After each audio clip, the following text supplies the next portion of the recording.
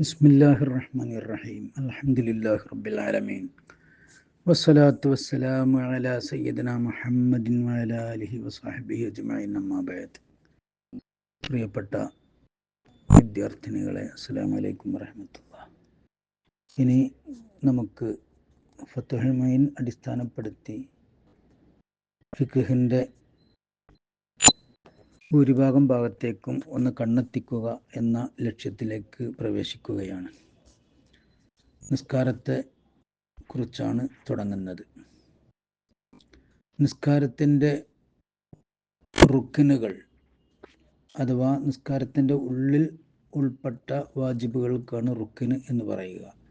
ഷർത്ത് എന്ന് പറയുന്ന നിസ്കാരത്തിൻ്റെ പുറത്തുള്ള നിർബന്ധ കാര്യങ്ങൾക്കാണ്, വാജിബുകൾക്കാണ്.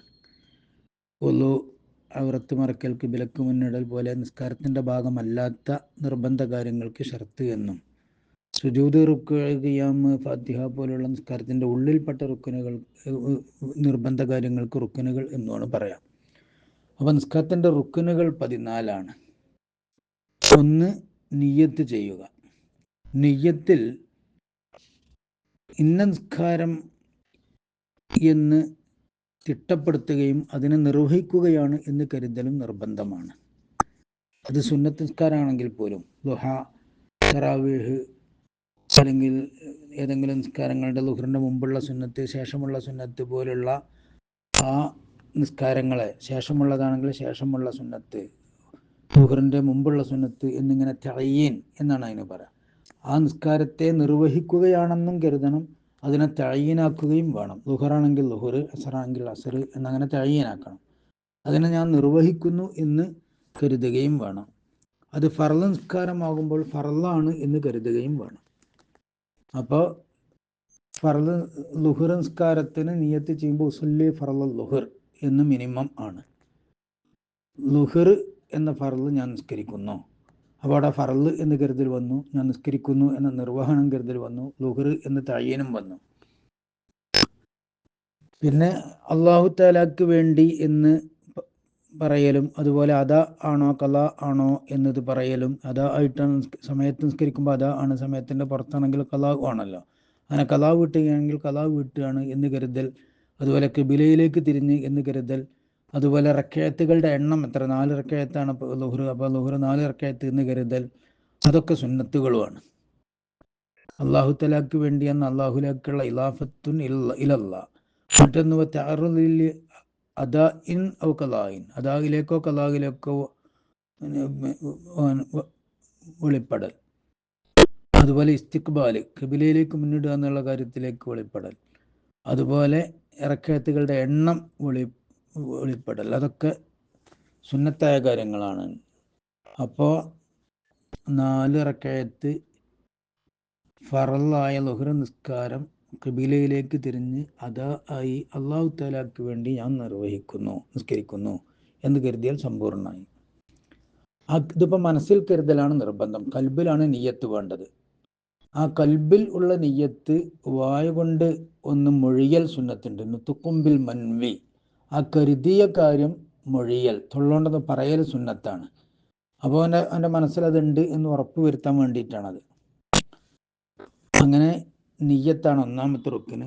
രണ്ടാമത്തത് തക്ബീറത്തുൽ ഇഹ്റാം ആണ്. ഇഹ്റാമിൻ്റെ തക്ബീർ, അല്ലാഹു അക്ബർ എന്ന് തന്നെ തക്ബീർ, അത് അല്ലാഹു അക്ബർ എന്ന് തന്നെ വേണം. അത് മക്റൂനത്തും ബിഹി ആയിരിക്കണം. മക്റൂനത്തും ബിഹി നിയ്യത്തു, നിയ്യത്ത് അതിനോട് അന്വയിപ്പിക്കപ്പെട്ടുകൊണ്ടായിരിക്കും വേണം. അല്ലാഹു അക്ബർ എന്ന് പറയുന്ന സമയത്ത് അവൻ്റെ മനസ്സിൽ നിയ്യത്ത് വേണം. എന്ന് പറഞ്ഞതിൻ്റെ അർത്ഥം നമ്മൾ നിസ്കരിക്കുകയാണ് എന്ന നിലക്ക് ഓൻ തക്ബീർ കെട്ടണം തന്നെയാണ്. അപ്പോൾ വേറെ എന്തെങ്കിലും വകയിൽ തക്ബീർ ചെല്ലുമ്പോൾ ആ തക്ബീർ നിസ്കാരത്തിൽ കൈക്കോട്ടെ എന്ന് കരുതിയാൽ പോരാ എന്നർത്ഥം. ആ തക്ബീർ പറയുന്ന സമയത്ത് അവൻ നിസ്കാരത്തിൻ്റെ തക്ബീറാണത് എന്ന് കരുതിയിരിക്കണം. ആ തക്ബീർ ചെല്ലുന്ന സമയത്തിനോട് തന്നെ, തക്ബീർ പറയുമ്പോൾ തന്നെ നിയ്യത്ത് വേണം എന്നർത്ഥം. പിന്നീടുണ്ടായാൽ പോരാ, അല്ലെങ്കിൽ മുമ്പുണ്ടായിരുന്നാൽ പോരാ എന്നർത്ഥം. യതഅയ്യനു അല്ലാഹു അക്ബർ എന്നാണ് പിന്നത്തെ. അല്ലാഹു അക്ബർ എന്ന് തന്നെ തിട്ടമാവുകയും ചെയ്യും. അല്ലാഹു കബീറെന്നോ അല്ലെങ്കിൽ അള്ളാഹുവിന് പറയാം അർറഹ്മാൻ അക്ബർന്നോ അങ്ങനെയൊന്നും പറഞ്ഞാൽ മതിയാവില്ല. അല്ലാഹു അക്ബർ എന്ന് തന്നെ പറയണം. അല്ലാഹുൽ അക്ബർ എന്ന് പറഞ്ഞാൽ കുഴപ്പമില്ല എന്ന് പറയുന്നുണ്ട്, പക്ഷേ അത് നല്ലതല്ല. എങ്ങനെയാണോ റസൂലുള്ളാഹി സ്വല്ലല്ലാഹു അലൈഹി വസല്ലം തങ്ങൾ പറഞ്ഞത് അതേപോലെ പറയലാണല്ലോ അതിൻ്റെ പ്രതിഫലം കൂടുതൽ ലഭിക്കുന്നതിന് ആവശ്യം. നമ്മൾ നിസ്കരിക്കുന്നതിന് പ്രതിഫലം കിട്ടാനാണല്ലോ. അതുപോലെ അവൻ തക്ബീർ മനസ്സിലിങ്ങനെ കരുതിയാൽ പോരാ, അവൻ കേൾക്കുന്ന വിധത്തിൽ, അവൻ്റെ വായ കൊണ്ട് പറയുന്നത് അവൻ കേൾക്കുന്ന വിധത്തിൽ പറയും വേണം. പുറത്തൊരാൾ കേട്ടിട്ടില്ലെങ്കിലും അവനവൻ പറയുന്നത് അവനവൻ കേൾക്കണം. അവിടെ ശാന്തമായ അന്തരീക്ഷമാണ്, കോലാഹലമൊന്നുമില്ല, അവൻ്റെ കേൾവിക്ക് തകരാറൊന്നുമില്ല. അങ്ങനെ ഉണ്ടാകുമ്പോഴാണ് അവൻ കേൾക്കൽ നിർബന്ധമുള്ളത്. അല്ലെങ്കിൽ അവിടെ ശബ്ദ കോലാഹലങ്ങൾ ഉണ്ടായതുകൊണ്ട് അവൻ പറയുന്നത് അവൻ കേട്ടില്ല എന്നതുകൊണ്ട് പ്രശ്നമല്ല. പിന്നെ അത് തക്ബീറിൻ്റെ മാത്രം പ്രത്യേകതയല്ല, കൗലിയായിട്ടുള്ള വായ കൊണ്ട് പറയേണ്ട എല്ലാ റുക്കിനുകളുടെയും അവസ്ഥ ഇങ്ങനെ തന്നെയാണ്. ഫാത്തിഹ ഓതുമ്പോൾ, അത്തഹിയ്യാത്ത് ഓതുമ്പോൾ ഒക്കെ അത് അവൻ കേൾക്കുന്ന വിധത്തിൽ എന്ന് പറഞ്ഞാൽ അവൻ്റെ തൊള്ളുകൊണ്ട് പറയുന്ന വേണം, മനസ്സിൽ കരുതിയാൽ പോരാ എന്നാണ് അവൻ കേൾക്കൽ നിർബന്ധമാണ് എന്നതുകൊണ്ട് ഉദ്ദേശിക്കുന്നത്. അവൻ കേൾക്കണം. അപ്പോൾ ചെറിയ ഒരു ശ്വാസത്തിൻ്റെ ശബ്ദത്തിൻ്റെ ഒരു ലാഞ്ചന അതിലേക്ക് കൊടുത്തെങ്കിലേ അവൻ കേൾക്കുള്ളൂല്ലോ. വെറും നാവുമ്പോൾ അങ്ങനെ നാവ് ആ അക്ഷരങ്ങളുടെ മഹറജിലൂടെ നാവ് ചലിപ്പിച്ചതുകൊണ്ട് അവൻ കേൾക്കൂല. അപ്പോൾ അതുപോരാ, അവൻ പറയുക തന്നെ വേണം, അവൻ കേൾക്കുന്ന വിധത്തിൽ അവൻ പറയണം. പിന്നെ അള്ളാഹു അക്ബർ എന്ന് നിയമപ്രകാരം അള്ളാഹു അക്ബറു എന്ന് ലമ്മ കൊണ്ടാണ് ശരിക്കുള്ളത്, അസുലുള്ളത്. പക്ഷെ അവിടെ അക്ബർ എന്ന് പറഞ്ഞ റാഇന് സുക്കൂൻ ചെയ്യൽ സുന്നത്താണ്. അള്ളാഹു അക്ബർ എന്ന റാഇന് സുക്കൂൻ ചെയ്യൽ പ്രത്യേക സുന്നത്തുണ്ട്. അതുപോലെ തക്ബീർ ചൊല്ലുമ്പോൾ അവൻ്റെ രണ്ട് കൈയും ഉയർത്തലും സുന്നത്തുണ്ട്. ഉയർത്തുമ്പോൾ മറയുടെ ഉള്ളിൽ മുണ്ട് പോലത്തതിൻ്റെ അല്ലെങ്കിൽ മക്കന പോലത്തതിൻ്റെ ഉള്ളിൽ കൈയിട്ട് കണ്ടല്ലാതെ അത് കഷ്ഫോട് കൂടിയിട്ട് കൈ തുറന്നിട്ടുകൊണ്ട്, സോക്സോ പോലത്തതൊന്നും കയ്യിൽ ഇടാതെ കൈ തുറന്നിട്ടുകൊണ്ട് ആയിരിക്കലും സുന്നത്താണ്. ആ കയ്യിനെ അവൻ്റെ രണ്ട് ചുമലുകളുടെയും നേരെ കൈ ഉയർത്തുക. ഇഹ്റാം തുടങ്ങുന്നതോടുകൂടി ഉയർത്തലോടുകൂടി അവസാനിപ്പിക്കുകയും ചെയ്യാം. ഉയർത്തലും ഈ തക്ബീറിൻ്റെ അവസാനം ഉയർന്ന് ചെവിൻ്റെ അവിടേക്ക് രണ്ട് ചുമലിൻ്റെ നേരെ എന്നാൽ ചെവിൻ്റെ മേൽഭാഗത്തിനോട് വിരലിൻ്റെ തലകൾ എത്തുന്ന വിധത്തിലാണ് ഉയർത്തേണ്ടത്. അങ്ങനെ ഉയർത്തിക്കഴിയുന്നതോടുകൂടി തക്ബീറും അവസാനിക്കുന്ന വിധത്തിലാണ് തക്ബീർ ചെല്ലേണ്ടത്. അങ്ങനെയാണ് അതിൻ്റെ ഏറ്റവും പൂർണ്ണമായ രൂപം. പിന്നെ കൈ ഉയർത്തൽ റുക്കുഅ് ചെയ്യുമ്പോൾ, റുക്കുഅ്ക്ക് പോകുമ്പോൾ കൈ ഉയർത്തൽ സുന്നത്തുണ്ട്. റുക്കുഅയിൽ നിന്ന് ഉയരുമ്പോൾ സമയ അല്ലാഹു ലിമൻ ഹമിദ എന്ന് പറഞ്ഞ് കൈ ഉയർത്തുന്ന സമയത്ത് കൈ ഉയർത്തൽ സുന്നത്തുണ്ട്. അതുപോലെ ആദ്യത്തെ അത്തഹിയ്യാത്ത് കഴിഞ്ഞ് മൂന്നാം റക്അത്തേക്ക് നമ്മൾ വരുമ്പോൾ അവിടെയും ഇങ്ങനെ കൈ ഉയർത്തൽ സുന്നത്തുണ്ട്.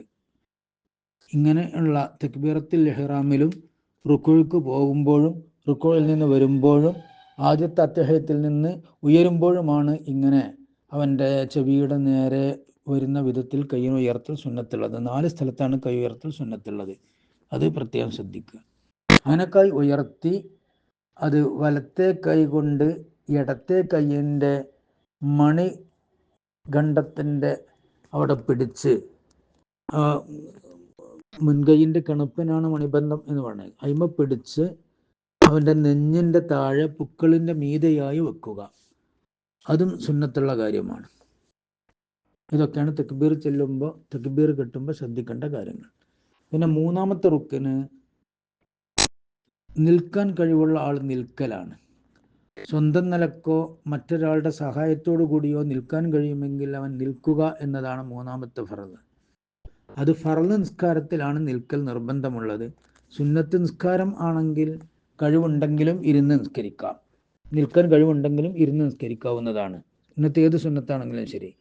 ഫർളായ നിർബന്ധമായ നിസ്കാരമാണെങ്കിൽ, അത് നേർച്ചയാക്കിയിട്ട് നിർബന്ധമായാലും അല്ലെങ്കിൽ ഫർള് നിസ്കാരങ്ങൾ മടക്കൽ സുന്നത്തുണ്ട്. അങ്ങനെ മടക്കൽ സുന്നത്തുള്ളെങ്കിലും മടക്കുന്നത് ഫർള് നിസ്കാരം ജമാഅത്തായിട്ട് മടക്കൽ സുന്നത്തുണ്ട്. അങ്ങനെ മടക്കുമ്പോൾ ആ നിസ്കാരത്തിൽ നിൽക്കൽ നിർബന്ധമാണ്. സംഗതി സുന്നത്താണെങ്കിലും ഈ ആദത്ത് എന്നാണ് അതിന് പറയാം. മടക്കി നിസ്കരിക്കൽ സുന്നത്തേ ഉള്ളൂവെങ്കിലും ഫർളിനെയാണല്ലോ മടക്കണത്. അപ്പോൾ അത് ഫർളിൻ്റെ വിധിയാണ് അതിനുള്ളത്. നിന്നുകൊണ്ടായിരിക്കണം മടക്കി നിസ്കരിക്കുന്നത്. പിന്നെ നിൽക്കാൻ കഴിവില്ലാത്ത ആൾക്ക് ഇരുന്ന് നിസ്കരിക്കാവുന്നതാണ്. ഇരുന്ന് നിസ്കരിക്കാനും കഴിവുള്ള ആൾക്ക് കിടന്ന് നിസ്കരിക്കാവുന്നതാണ്. കിടന്ന് നിസ്കരിക്കാനും ആംഗ്യം കാണിക്കാനും കഴിവില്ലാത്തവൻ അവൻ്റെ കൺപോളകളെ കൊണ്ടെങ്കിലും ആംഗ്യം കാണിക്കേണ്ടതാണ്. അതിനും കഴിയാത്ത വിധം കൺപോള പോലും മെഴിക്കാൻ കഴിയാത്ത വിധത്തിൽ കഴിവ് കെട്ടാൽ പിന്നെ അവൻ്റെ കൽബിലൂടെ, മനസ്സിലൂടെ നിസ്കാരത്തിൻ്റെ പ്രവർത്തനങ്ങൾ അങ്ങനെ നടത്തൽ നിർബന്ധമാണ്. അത്ര പ്രധാനപ്പെട്ടതാണ് നിസ്കാരം എന്ന് കാര്യം നമ്മൾ ശ്രദ്ധിക്കുക. പിന്നെ നിൽക്കാൻ കഴിവില്ലാത്തവൻ എന്ന് പറഞ്ഞതിൽ ഈ തോണി പോലത്തെ ഇതിലൊക്കെ കയറിയിട്ട് നിന്നാൽ വീഴും എന്ന് പേടിയുള്ള ആള്, അല്ലെങ്കിൽ തലമിന്നും എന്ന് പേടിയുള്ള ആള്, അവർക്കൊക്കെ ഇരുന്ന് നിസ്കരിക്കാവുന്നതാണ്. അതുപോലെ നിന്ന് നിസ്കരിച്ചാൽ ഒളു നിൽക്കൂല. മൂത്രം വാർച്ച കാരണം മൂത്രം പോരുകയോ അല്ലെങ്കിൽ ഗ്യാസ് പോരുകയോ ഒക്കെ ചെയ്തിട്ട് നിന്നാൽ ഒളു മുറിയും എന്നുണ്ടെങ്കിൽ പറഞ്ഞ നിസ്കാരമാണെങ്കിലും അതിൽ ഇരുന്ന് നിസ്കരിക്കാവുന്നതാണ്. കാരണം ഇരുത്തത്തിനേക്കാൾ ഗൗരവമുള്ളതാണ് അശുദ്ധി ഉണ്ടാവുക എന്നുള്ളത്. അപ്പോൾ അശുദ്ധി ഇല്ലാതെ ഇരുന്ന് നിസ്കരിച്ചാൽ അശുദ്ധി ഇല്ലാതെ നിസ്കരിക്കാൻ കഴിയുമെങ്കിൽ ആ നൃത്തത്തിനേക്കാൾ പ്രാധാന്യം കൊടുക്കേണ്ടത് ഈ ശുദ്ധിക്കായതുകൊണ്ട് നിന്നാൽ ഒതു മുറിയും എന്നുണ്ടെങ്കിൽ അവിടെ ഇരുന്ന് നിസ്കരിക്കാവുന്നതാണ്. സുന്നത്ത് നിസ്കാരങ്ങളിലൊക്കെ നിൽക്കാൻ കഴിവുണ്ടെങ്കിൽ പോലും ഇരുന്ന് നിസ്കരിക്കുന്നതിന് വിരോധവുമില്ല. പിന്നെ 4-ാമത്തെ റുക്കിന് ഫാത്തിഹ ഓതുക എന്നതാണ്. എല്ലാ റക്അത്തിലും ഫാത്തിഹ ഓതൽ നിർബന്ധമാണ്. പക്ഷെ മസ്ബൂക്ക് എന്ന് പറയും, പിന്തി തുടർന്ന ആള്. നമ്മൾ ഇമാമ നിസ്കാരത്തിലാണ്, അപ്പം നമ്മൾ പിന്തി ചെല്ലാണ്, നമ്മൾ ചെല്ലാൻ കുറച്ച് താമസമായി, അങ്ങനെ ഇമാമ് റുക്കോഴ് ചെയ്യാൻ എടുത്തിട്ടുണ്ട്. അപ്പം നമ്മൾ തക്ബീർ കെട്ടിയിട്ട് ഇമാമ് റുക്കോയ്ക്ക് പോകുമ്പോൾ അവിടെ സുന്നത്തിനൊന്നും നിൽക്കാതെ വെറും അഊദ് ഓതൽ സുന്നത്താണ്, വജ്ജത്ത് ഓതലൊക്കെ സുന്നത്താണെന്ന് നമുക്കറിയാലോ. അവിടെ ബിസ്മില്ലാഹിർ റഹ്മാൻ റഹീം മുതലാണുള്ള ഫാത്തിഹ, വാജിബായ ഫാത്തിഹ ആരംഭിക്കുന്നത്. അപ്പം അങ്ങനെ നേരം വൈകി ചെന്ന ആൾ വേഗം തക്ബീർ കെട്ടി ബിസ്മില്ലാഹിർ റഹ്മാൻ റഹീം എന്ന് പറഞ്ഞ് ഫാത്തിഹ തുടങ്ങുകയാണ് വേണ്ടത്. അങ്ങനെ ഫാത്തിഹ തുടങ്ങിക്കഴിഞ്ഞാൽ എപ്പോഴാണോ ഇമാം റുക്കൂ ചെയ്യുന്നത് അപ്പോൾ ഇമാമിൻ്റെ കൂടെ റുക്കൂ ചെയ്യുക. ബാക്കി ഖിറാഅത്ത് എന്ത് ചെയ്യും? ഇമാമ് ഏറ്റെടുക്കും. മഅ്മൂമ് ഓതേണ്ട ഫാത്തിഹ ഇമാമ് ഓതിയതായിട്ട് കണക്കാക്കി മഅ്മൂം അത് ഓതേണ്ടതില്ല എന്നർത്ഥം. അങ്ങനെ മസ്ബൂക്കിൻ്റെ റക്അത്തിൽ അപ്പോൾ ഫാത്തിഹ ഇമാം ഏറ്റെടുക്കും. അതിന് മസ്ബൂക്ക് എന്ന് പറയുക പിന്തി തുടർന്ന ആൾ, നേരം വൈകി വന്ന ആൾ. അവൻ്റെ റക്അത്തിൽ ഫാത്തിഹ നിർബന്ധമല്ല. അവൻ എത്രയാണോ സാധിച്ചത് അത്രേ ഓതേണ്ടതുള്ളൂ. തീരെ സാധിച്ചില്ലെങ്കിൽ തീരെ ഓതേണ്ടതില്ല. ഇമാം റുക്കൂ ചെയ്തു, അപ്പോൾ നമ്മൾ തക്ബീർ കെട്ടി റുക്കൂ ചെയ്തു, എന്നാൽ അവിടെ ഫാത്തിഹ ഫുള്ളായിട്ടും ഇമാം വഹിക്കും, ഇവൻ തീരെ ഓതേണ്ടതില്ല. പക്ഷെ അവിടെ ആ റക്അത്ത് ഓന് കിട്ടിയതായിട്ട് കണക്കാക്കണമെങ്കിൽ ആ റുക്കൂഴിൽ ഇമാമിൻ്റെ കൂടെ ഒരു സുബ്ഹാനല്ലാഹ് എന്ന് പറയുന്ന സമയം എങ്കിലും തുമീനീനത്ത് കിട്ടണം എന്നതാണ്. അതിന് തുമീനീനത്ത് എന്നാണ് പറയുക. ഇമാമിൻ്റെ കൂടെ അടക്കം കിട്ടിയെങ്കിൽ ആ റക്അത്ത് കിട്ടിയതായിട്ട് പരിഗണിക്കുള്ളൂ. അപ്പോൾ നമ്മൾ നിസ്കരിക്കാൻ ചെല്ലുമ്പോൾ ഇമാം റുക്കൂയിലായിരുന്നെങ്കിൽ നമ്മൾ ചെന്ന് തക്ബീർ കെട്ടി വേഗം അല്ലാഹു അക്ബർ എന്ന് ഇന്തിക്കാലിൻ്റെ തക്ബീർ കൂടി പറഞ്ഞ് റുക്കൂ ചെയ്താൽ മതി. ആദ്യം തക്ബീറത്തുൽ ഇഹ്റാം കെട്ടുക, എന്നിട്ട് ഇമാമിൻ്റെ അടുത്തേക്ക് റുക്കോയ്ക്ക് തക്ബീറും ചൊല്ലി റുക്കോയ്ക്കാണ് പോവുക. അങ്ങനെ ആ റുക്കോയിൽ ഇമാമിൻ്റെ കൂടെ അല്പസമയമെങ്കിലും ഓൻ ഇമാമിൻ്റെ കൂടെ നിൽക്കാൻ കിട്ടണം. അങ്ങനെ കിട്ടിയാൽ ആ റക്അത്ത് ഓന് കിട്ടി. പിന്നെ ബാക്കി അത് ഒരു റക്അത്ത് കിട്ടിയതായിട്ട് കണക്കാക്കാം, പിന്നെ ബാക്കി നിസ്കരിച്ചാൽ മതിയാവും. റുക്കോയിൽ നിന്ന് ഇമാമ് നമ്മൾ ചെല്ലുമ്പോഴേക്കും ഇമാം ഉയർന്നു പോന്നു, അങ്ങനെയാണെങ്കിൽ ആ റക്അത്ത് അവന് ലഭിക്കൂല. ഇമാമിൻ്റെ കൂടെ റുക്കോയിൽ തുമനീനത്ത് കിട്ടിയെന്ന് ഉറപ്പ് വേണം. അതിൽ പിന്നെ ഏകദേശം ഉറപ്പുണ്ടായാലും പോരാ, നല്ല ഉറപ്പ് വേണം. അപ്പോൾ നമ്മളാണ് ചെന്നു, ഇമാം അപ്പോൾ സമയല്ലാഹു ലിമൻ ഹമിദാണ് പൊന്തും ചെയ്തു. അപ്പോൾ നമുക്ക് ഇമാമിൻ്റെ കൂടെ നമുക്ക് റുക്കൂ കിട്ടിയോ ഇല്ലയെന്ന് സംശയമായാൽ അവിടെ നമ്മൾ വേണ്ടത് ഇമാം സലാം വീട്ടിൻ്റെ ശേഷം ഒരു റക്അത്ത് നിസ്കരിക്കുകയും എന്നിട്ട് ഇങ്ങനെ സെഹ്വ്, ചിലപ്പോൾ നമുക്ക് അഥവാ റുക്കൂ കിട്ടിക്കണമെങ്കിൽ വേറെയുള്ള റക്അത്താണോ, അപ്പോൾ സെഹുവിന് വേണ്ടി സുജൂദ് ചെയ്യുകയുമാണ് വേണ്ടത്. മറവിക്ക് വേണ്ടി സുജൂദ് ചെയ്യൽ സുന്നത്താണ്. അങ്ങനെ ഫാത്തിഹ ഓതുമ്പോൾ ബസ്മലത്തിൻ വ തസ്തീദാത്തിൻ വ റിആയത്തി ഹുറൂഫി വ മഹാരിജിഹ എന്നാണ് ഫത്തുഹുൽ മുഈനിൻ്റെ മത്തിനിൽ പറയുന്നത്. ബിസ്മി ചൊല്ലണം, അതിലെ ശബ്ദകൾ സൂക്ഷിക്കണം, അതിലുള്ള ഹർഫുകളെല്ലാം സൂക്ഷിക്കണം. ആ ഹർഫുകളുടെയൊക്കെ മഖ്റജ് അനുസരിച്ച് ഉച്ചരിക്കുകയും വേണം. അതുപോലെ മുവാലാത്തും വേണം. ഓരോ ഫാത്തിഹയിലെ ഓരോ വാചകവും പറഞ്ഞു കഴിഞ്ഞ ഉടനെ അടുത്ത വാചകം പറയണം. അൽഹംദു എന്ന് പറഞ്ഞുകൊണ്ട് പിന്നെ കുറേ കഴിഞ്ഞിട്ട് ലില്ലാഹി എന്ന് പറ, പിന്നെ കുറേ കഴിഞ്ഞിട്ട് റബ്ബിൽ എന്ന് പറ, പിന്നെ കുറച്ച് കഴിഞ്ഞിട്ട് ആലമീൻ എന്ന് പറ, പിന്നെ കുറഞ്ഞിട്ട് അർറഹ്മാനി എന്ന് പറ, പിന്നെ കുറഞ്ഞിട്ട് അർറഹീം എന്ന് പറ. അങ്ങനെ പാടില്ല. അതിനെ മുബാലാത്തോട് കൂടിയിട്ട് തുടർച്ചയായി അതിൻ്റെ വചനങ്ങളെ കൊണ്ടുവരണം.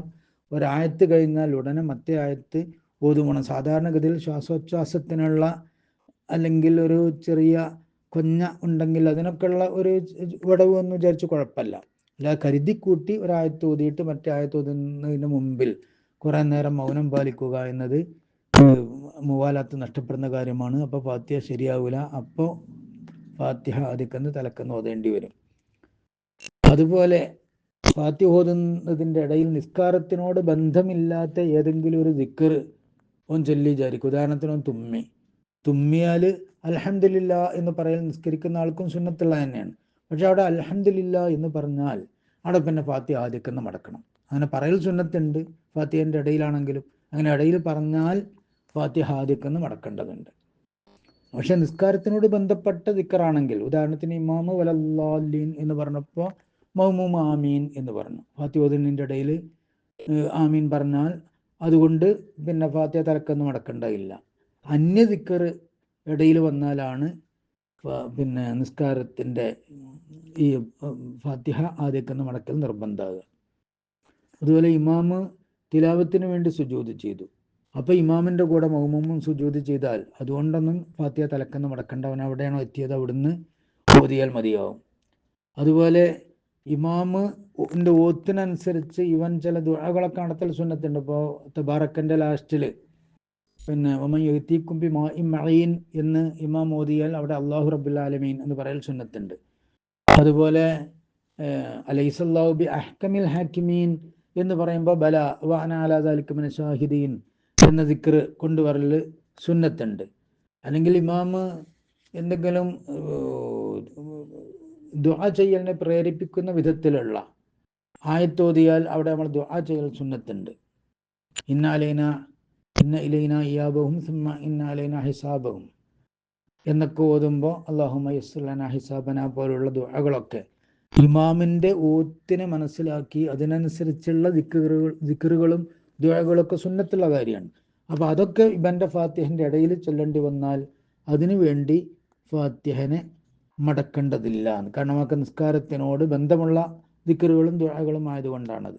നിസ്കാരത്തിനോട് ബന്ധമില്ലാത്ത പുറമെയുള്ള കാര്യങ്ങൾക്ക് വേണ്ടിയുള്ള ദിക്റാകുമ്പോഴാണ് ഫാത്തിഹ തലക്കന്ന് ഓതേണ്ടി വരിക. അതുപോലെ ഇമാമിന് ഓത്ത് കിട്ടാതെ ഇമാമ് നിന്നു എന്ന് വിചാരിക്കുക. മൗമൂമിങ്ങൾ ആരെങ്കിലും പറഞ്ഞു തരട്ടെ എന്ന് കാത്തു നിൽക്കുന്ന അവസ്ഥ വന്നാൽ ഇമാമിന് ഇമാം എവിടെയാണോ കുടുങ്ങിയത് അവിടെ നമ്മൾ ഓതിക്കൊടുക്കൽ സുന്നത്തുണ്ട്. പക്ഷേ ഞാനവിടെ ഖുർആൻ ഓതുകയാണ് എന്ന നിയ്യത്തോടു കൂടി ആയിരിക്കണം ഓതുന്നത്. വെറും ഇമാമിന് ഓതിക്കൊടുക്കുകയാണെന്ന് കരുതി ഓതിക്കൊടുക്കാൻ പാടില്ല, നമസ്കാരം ബാത്തിലാവുന്നതാണ്. അതുപോലെ ഇമാമ് വല്ലതും മറന്നാൽ സുബ്ഹാനല്ലാഹ് എന്ന് പറയലൊക്കെ സുന്നത്തുണ്ട്. അപ്പോൾ സുബ്ഹാനല്ലാഹ് എന്ന് പറഞ്ഞ ഇമാമിനെ ഓർമ്മപ്പെടുത്താൻ വേണ്ടി പറയാവുമ്പോൾ അവിടെ ദിക്ർ ചൊല്ലുകയാണ് ഞാൻ എന്ന ഉദ്ദേശം കൂടി വേണം. വെറും ഇമാമിനെ ഉണർത്തുകയാണ് എന്ന ഉദ്ദേശം മാത്രമായാൽ അവിടെ നിസ്കാരം ബാത്തിലാവും. അപ്പം അങ്ങനെയുള്ള ഇതൊക്കെ നിസ്കാരത്തിൻ്റെ എന്നോട് ബന്ധമുള്ള കാര്യമാണ്. ഈ പിന്നെ ഇമാമിനെ തുറന്നു കൊടുക്കുക പോലത്തതൊക്കെ. അപ്പോൾ ഇമാമിനോട് തുറന്നു കൊടുക്കുക പോലത്തതൊക്കെ ചെയ്താൽ ഫാത്തിഹ തലക്കന്ന് കൊണ്ടുവരേണ്ടതില്ല, അല്ലെങ്കിൽ തലക്കന്ന് കൊണ്ടുവരേണ്ടതാണ്. പിന്നെ മൗനം, ദീർഘമായ മൗനം അവൻ്റെ ഈ മുവാലാത്തിനെ മുറിക്കും. അപ്പോഴും തലക്കന്ന് ഫാത്തിഹ ഓതേണ്ടി വരും. ഇയ്യാക നഅ്ബുദു വഇയ്യാക നസ്തഈൻ എന്ന് പറഞ്ഞിട്ട് കുറേ നേരം മുണ്ടിയില്ല. എന്നിട്ട് പിന്നെ ഇഹ്ദിന സിറാത്തിൽ നിന്ന് തുടങ്ങിയാൽ പോരാ. എന്ത് വേണം? തലക്കന്ന് ബിസ്മില്ലാഹിർ റഹ്മാനിർ റഹീം എന്ന് പറഞ്ഞ് തലക്കന്ന് തന്നെ ഫാത്തിഹ തുടങ്ങേണ്ടതായിട്ട് വരും. ഉദറൊന്നുമില്ലാതെ ഒരു നീണ്ട മൗനം ഇടയിൽ വന്നാൽ.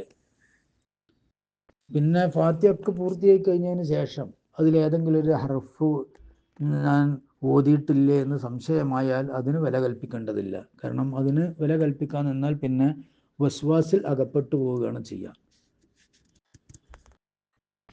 ഫാത്തിഹ പൂർത്തിയാകുന്നതിന് മുമ്പാണ് ഈ സംശയം എങ്കിൽ അപ്പോൾ ഫാത്തിഹ തലക്കന്ന് ഓതുകയും ചെയ്യണം. അല്ലെങ്കിൽ ഏത് പദത്തിലാണ് അവന് സംശയം അല്ലെങ്കിൽ അവിടുന്ന് ഇങ്ങോട്ട് ഓതി പൂർത്തിയാക്കൽ അവന് നിർബന്ധമാവും. പിന്നെ ഫാത്തിഹ ഓതിക്കഴിഞ്ഞ് ഫാത്തിഹ ഓതുന്നതിന് മുമ്പായിട്ട് ഇഹ്റാം കെട്ടി അതിൻ്റെ ശേഷം ഫാത്തിഹ ഓതുന്നതിന് മുമ്പായിട്ട് ഇഫ്തിതാഹിൻ്റെ ദുആ എന്ന് പറയുന്ന ദുആ സുന്നത്തുണ്ട്. മയ്യത്ത് നിസ്കാരമല്ലാത്ത നിസ്കാരങ്ങളിലൊക്കെ ഇഹ്റാം കെട്ടിക്കഴിഞ്ഞാൽ ഇഫ്തിതാഹിൻ്റെ ദുആ സുന്നത്തുണ്ട്.